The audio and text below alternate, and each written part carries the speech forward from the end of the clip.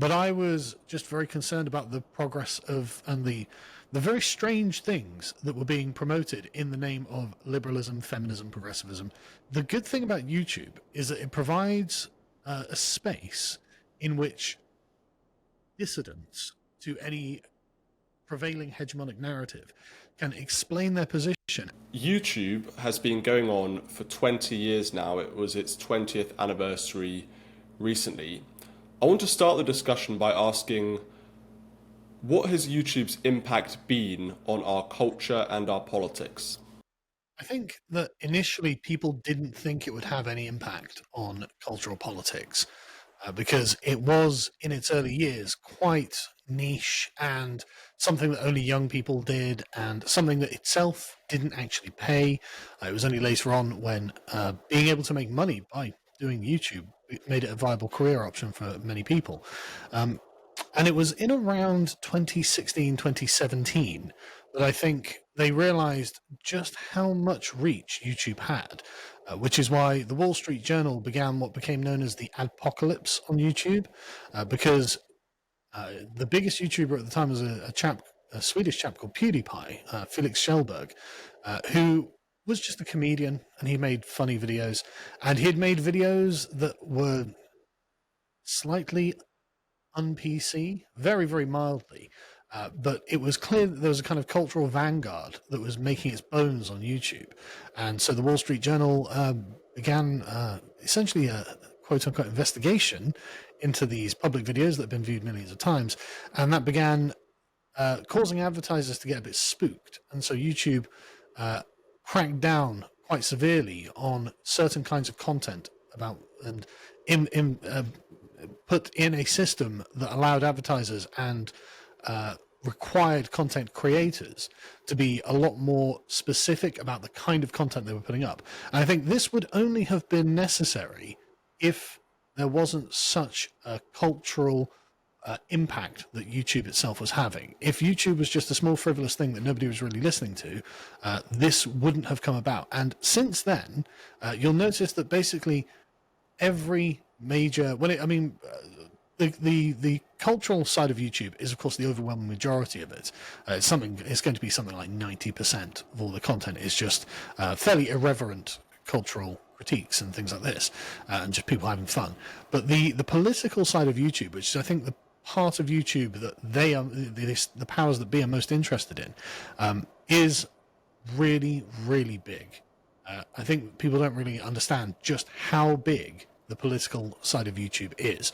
I mean, tens of millions of views for just individual channels every month.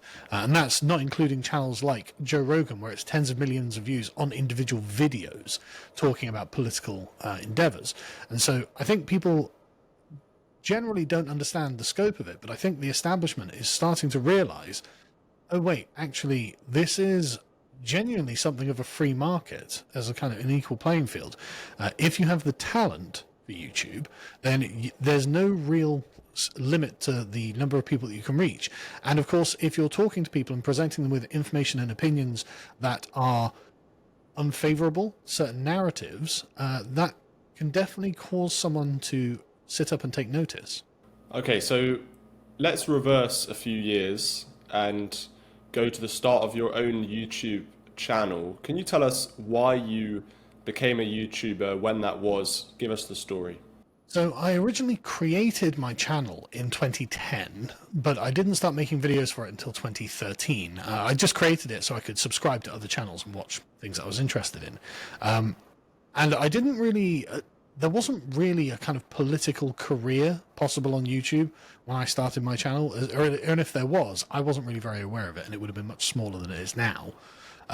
But I was just very concerned about the progress of and the very strange things that were being promoted in the name of liberalism, feminism, progressivism, because I, of course, considered myself a liberal back in the time, and I was critical of these things. And the good thing about YouTube is that it provides a space in which dissidents to any prevailing hegemonic narrative can explain their position. And I don't want to say recruit people to their cause, because that's not exactly the right way of framing it, but around which a kind of cultural nexus can form of people discussing particular ideas. And you get this in not just the political sphere. You actually get this, weirdly, there's like a weird cultural example is with the advent of high-end and easily accessible video editing technology.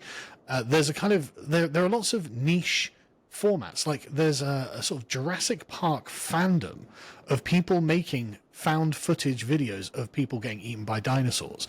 As a very, it's sort of, you know, strange niche thing that you never thought could happen. But like, you know, these get hundreds of thousands of views because they can be fun videos to watch.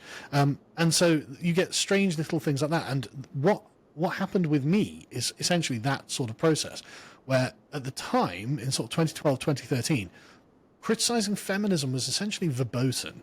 You weren't really supposed to do it. It kind of implied that you were a bad person, and the obvious thing they would say is, well, you're a sexist or a woman hater or something of the sort. And my issue was, well, no, I think there are real philosophical problems with the way that modern feminism is being presented, and actually it tends to veer into man hatred quite severely. And in that sort of way, I kind of began a niche, or at least was part of the beginning of a niche that grew into a genuine social concern that for many, many people. And so if only a few people actually shared your concern, then the niche would remain quite small.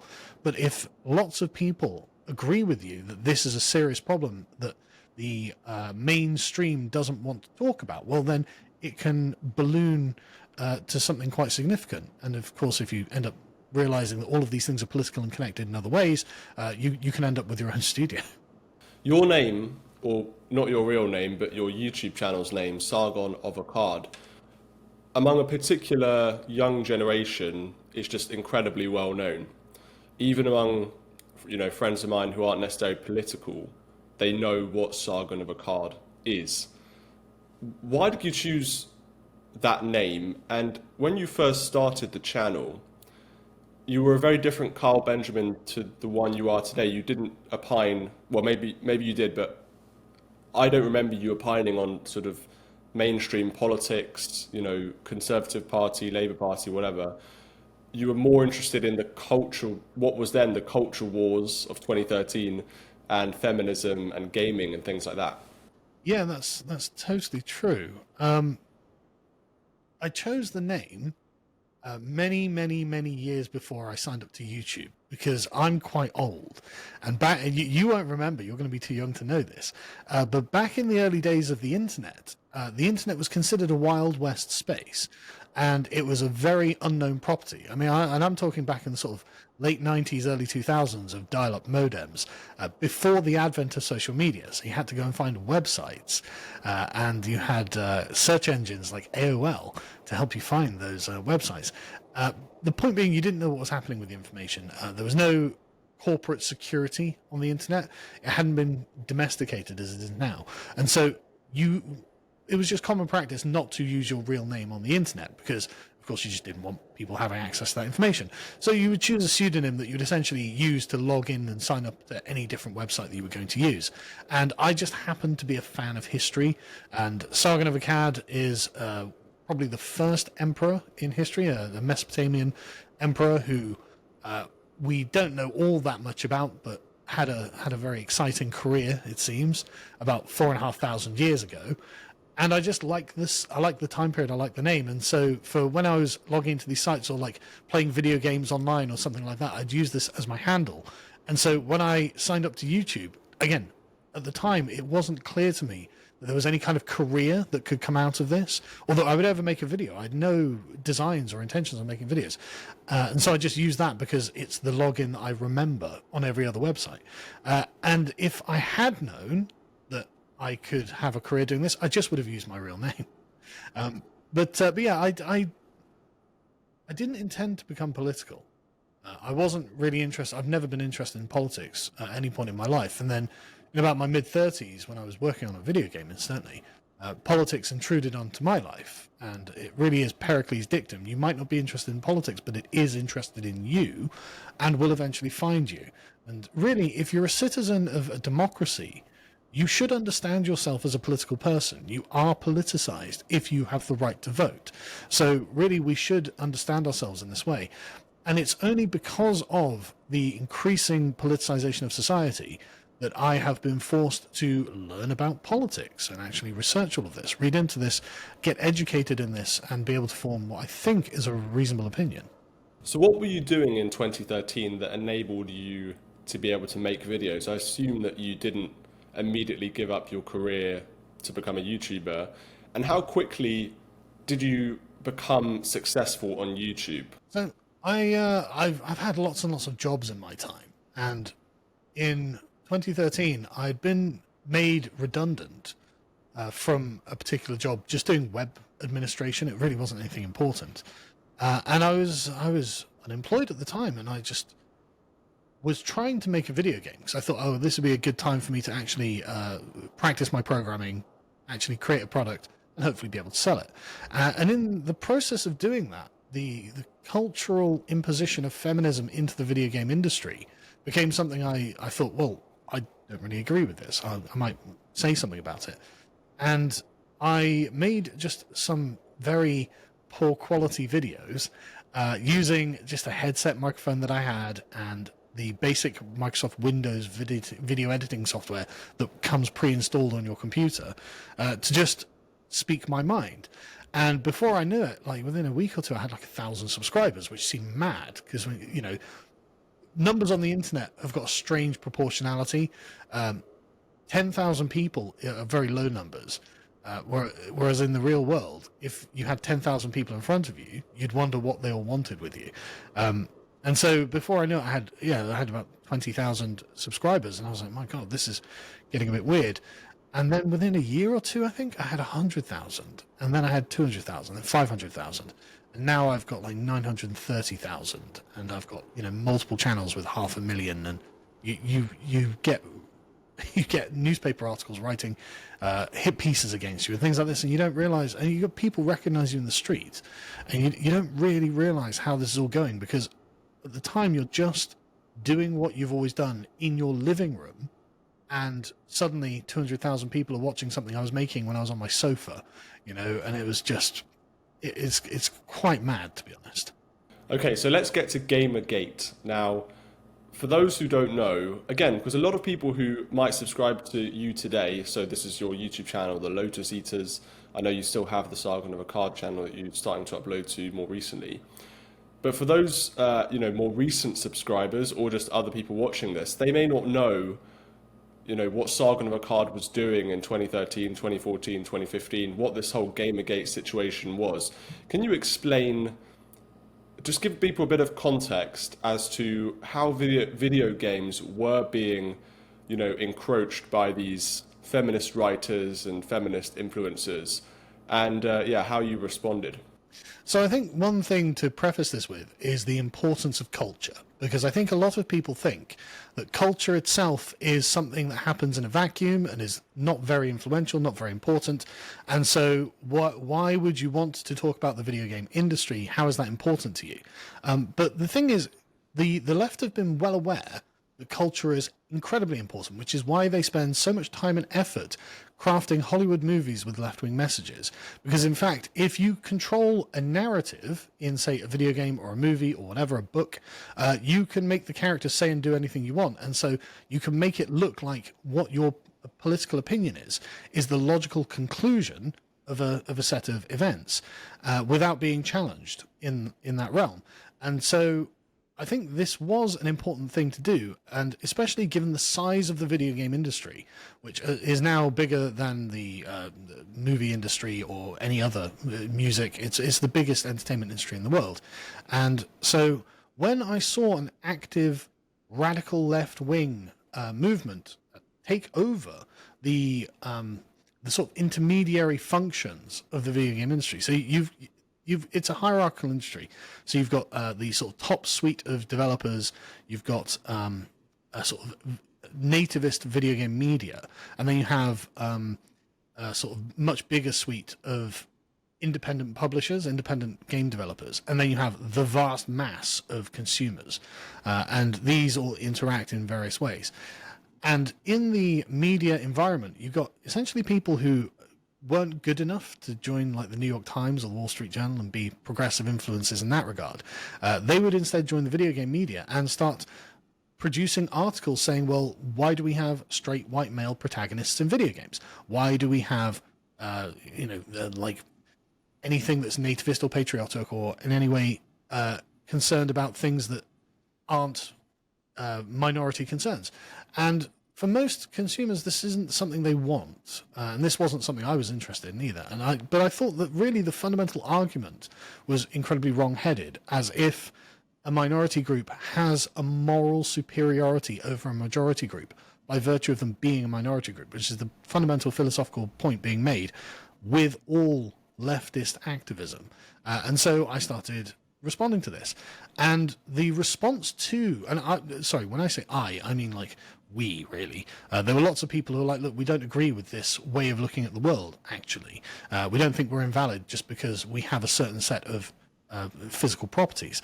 And the response that the new activist class that had inserted itself into the media had was visceral, absolutely virulent, to condemn us as racist, sexist, homophobic misogynists, and to say that we are not worthy and we should in fact be driven out of the gaming industry entirely, and then to put pressure on the major studios to condemn any perspective that we had had and declare our position completely immoral. And this is what sparked what became known as Gamergate, because actually a lot of people didn't really accept that as a moral premise and said, no, we aren't invalid just for arguing in our own defense, in our own cause. I mean, you're arguing your own cause, so how could we be wrong on that note? And we're not bad or hateful people, and we're not going to stand for this. And in fact, we'll have a boycott of your games or whatever it is, your publications, and we will also post regularly on social media in opposition to you. We will make sure that you're aware that we totally disagree with the way you want to run the world. We think that what you're doing is immoral. And this carried on for a year until it eventually fizzled out, because there's just people doing it for free on the internet, whereas they were being paid. But I think that this essentially kind of open social war that was happening on social media has really scarred the minds of the progressive activists. And I think that they know that when they're imposing this alien morality on people, there's always the potential that enough people will stand up and say, no, I'm not having this, and I reject it entirely, and therefore I reject you entirely. And I think that lurks in the back of their minds at the moment. So was this the first example of what we now call the culture wars? And what was the kind of lasting impact of Gamergate? Did you win? Did you defeat these feminist writers, video game writers? What are they doing today? And what do video games look like today? Are they still woke, or have they changed? So this pretty much was the first. The radical left-wing activists had been engaging in a kind of mafioso takeover of various cultural spaces prior to Gamergate. They'd done this with the atheist community, and there were strange things like knitting communities that had been taken over on the internet by these people who have a very reliable pattern. They come in, they make a moral demand, and they stigmatize anyone who just simply doesn't agree, whether they are good people or bad people, regardless. The opposition is the proof of immorality to them. And the issue with Gamergate, I think the reason that Gamergate is something they still write articles about to this day, is that it was the first time where they ever really had concerted and not organized but collective pushback against their agenda. And I think this, and for the fact that it lasted for such a long time, a year is a long time in online activism. And so I think they were honestly deeply scarred by this. Ultimately, though, no, Gamergate was a failure on its own terms. These people continued for the interceding sort of decade until now to be in control of these positions of influence. But the gaming industry has a particular problem in that it takes a long time to produce a big video game. And so the culture now is changing away from being excessively woke. And in fact, you can find games that were put into production in like the height of wokeism in like 2020 with George Floyd, where they're extremely radically left wing in anyone's pronouns, everyone's transgender, everyone's a minority, whatever it is. And they've come out 6 years later when the culture has changed. And so they drop like a lead balloon and often do very, very poorly because the cultural standards have shifted so dramatically in that interceding time. So in the short term, Gamergate definitely lost, but we didn't lose the culture. And in fact, it looks like we've won the overall cultural victory, as it seems to me that woke is in recession at this point, which of course is a fantastic thing.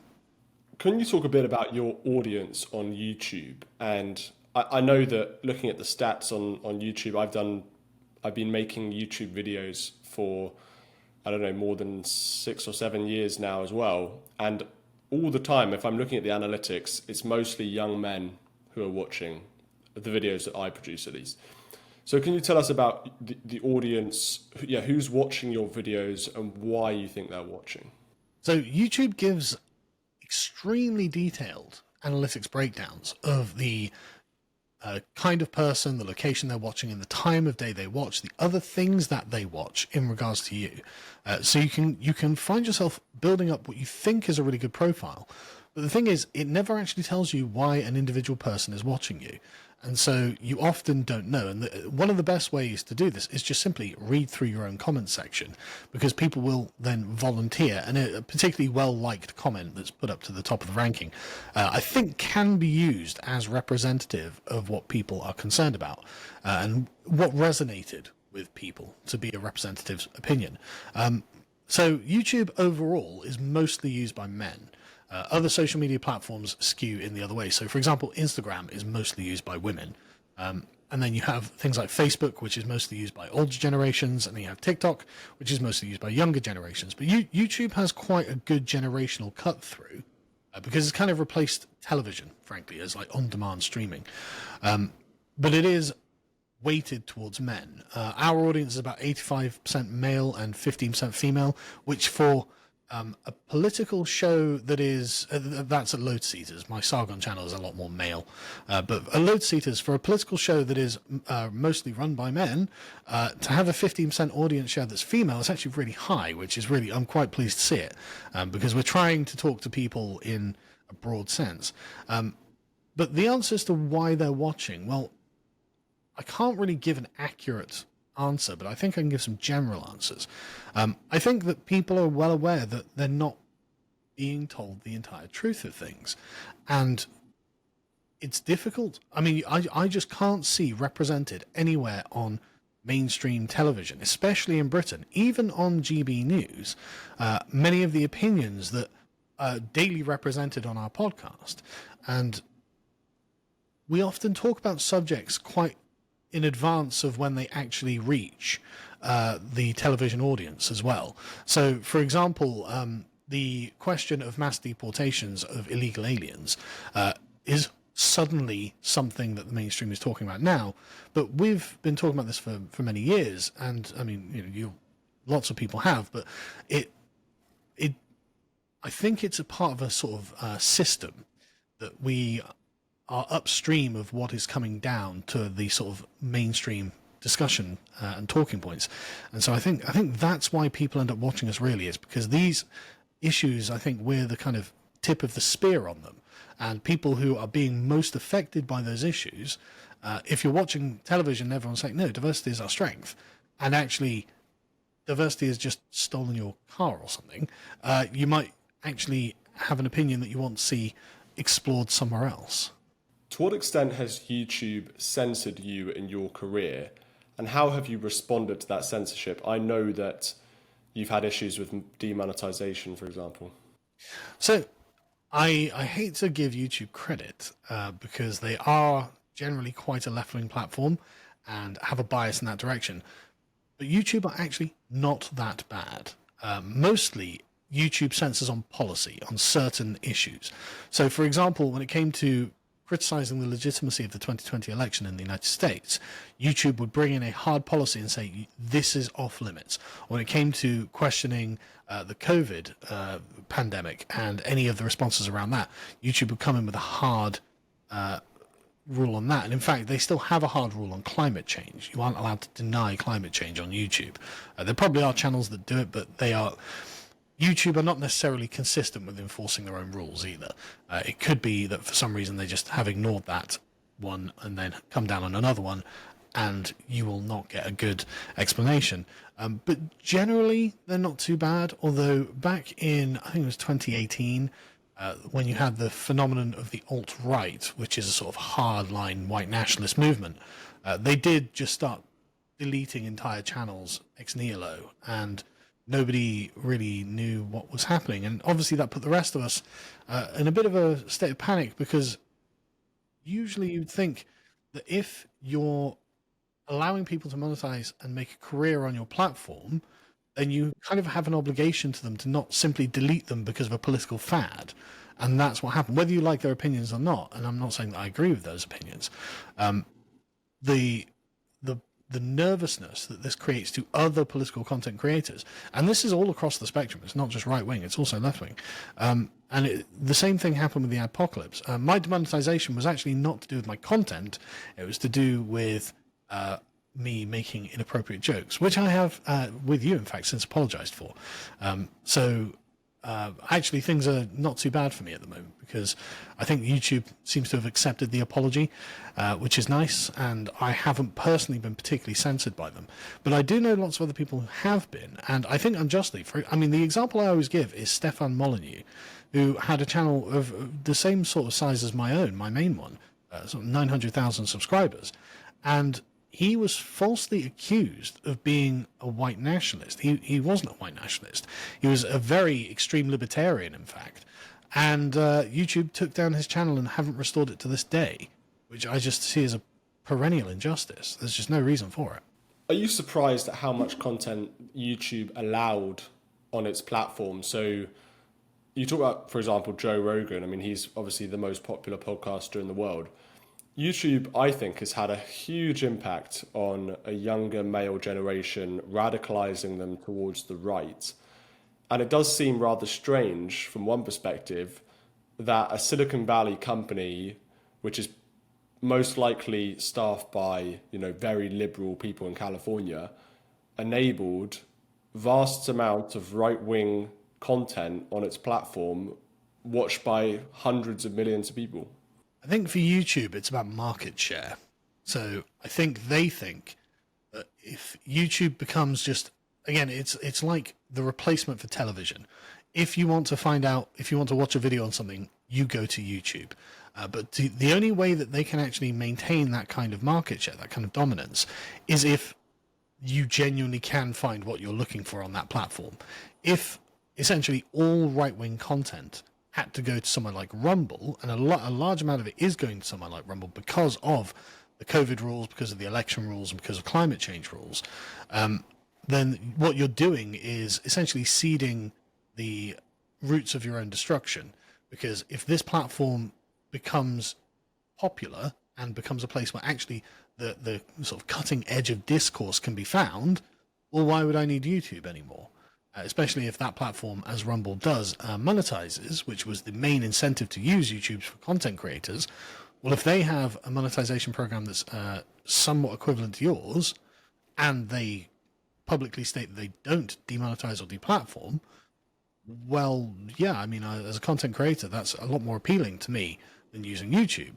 And so I think that YouTube have such actually a broad range of left and right opinions to prevent the rise of another competitor. And I think it's literally that cynical. In 2024, I think that YouTube was pivotal in the 2024 presidential election campaign. Obviously, Donald Trump was doing lots of interviews on YouTube with conservative YouTube influencers and podcasters.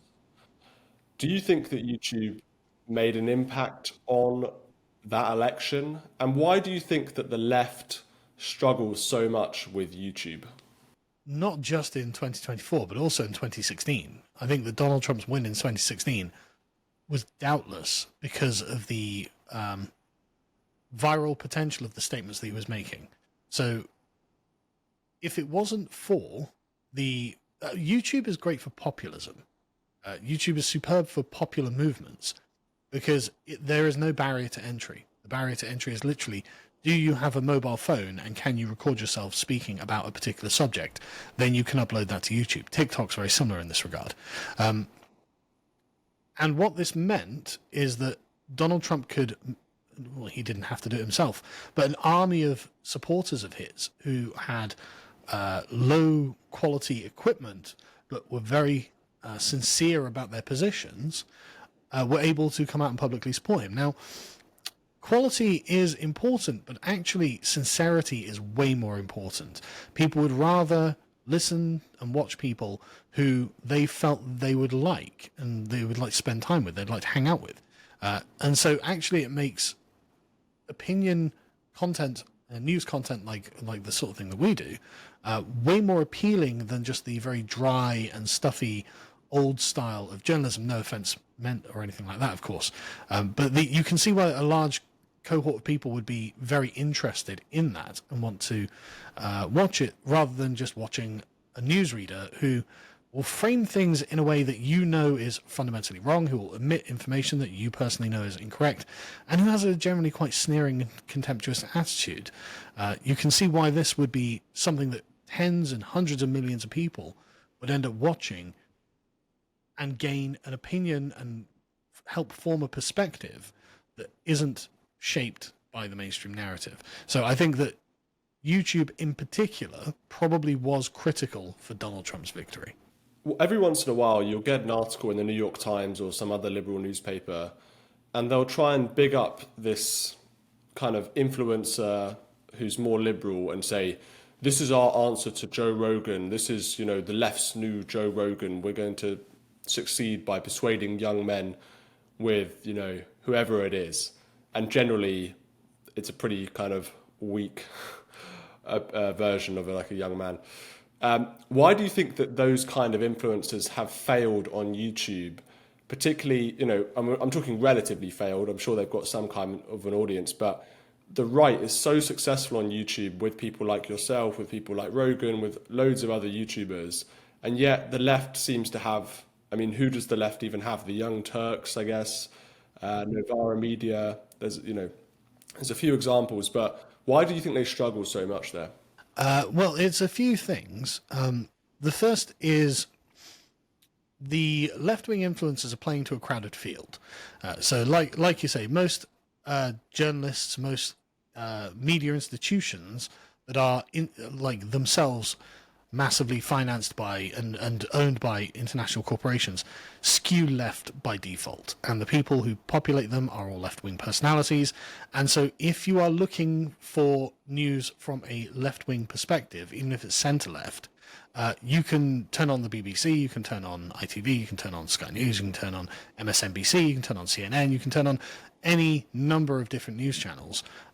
So there's a kind of lack of demand created for left-wing political content on YouTube because it's already covered. You've already got it everywhere.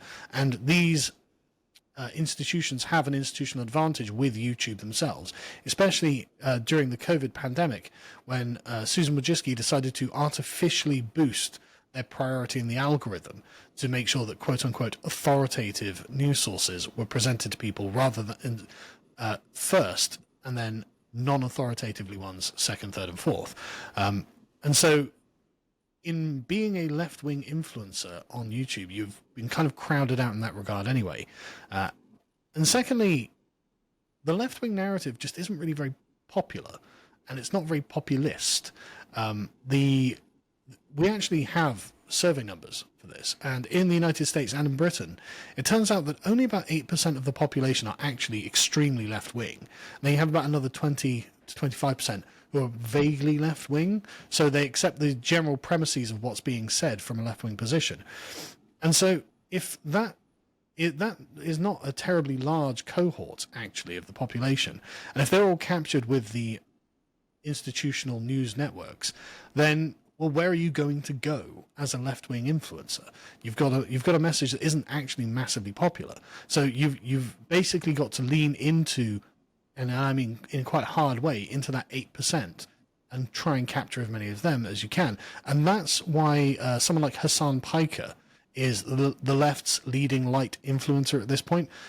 Hassan Piker is a communist. He's a radical revolutionary communist, and he comes out with some quite extreme takes. I mean, recently he was banned from Twitch for a day because he encouraged his audience to murder a senator, and he also thought that America deserved 9/11, and he has interviewed Houthi terrorists on his Twitch platform and things like this. And so he's got a few million subscribers because he's leaning into that 8% very, very hard, because they can't get that kind of radicalism from the New York Times or CNN. But outside of that, you've got an entire wealth of people who, I mean, I'm loath to call them right-wing. Joe Rogan is a great example of this. Joe Rogan was the Joe Rogan of the left until the left leant into its extreme fringe and decided that could become the main narrative of the left. And Joe Rogan said, well, look, I'm just not up for that. I'm not up for infinite illegal immigration. I'm not up for infinite transgenderism or anything like this. And so he just defaulted into his quite centrist perspective, which is a reasonable perspective. Sometimes the left is right, sometimes the right is right, and we'll have a conversation about that. But that makes him right-wing now. That makes him part of the right. And so I don't see how the left can capture that. I just don't see that there's the people on the right, or like not even people on the right, but just the cohort that's outside of the left-wing bubble that wants to watch the kind of stuff that left-wing influencers would produce. I just don't think that's there.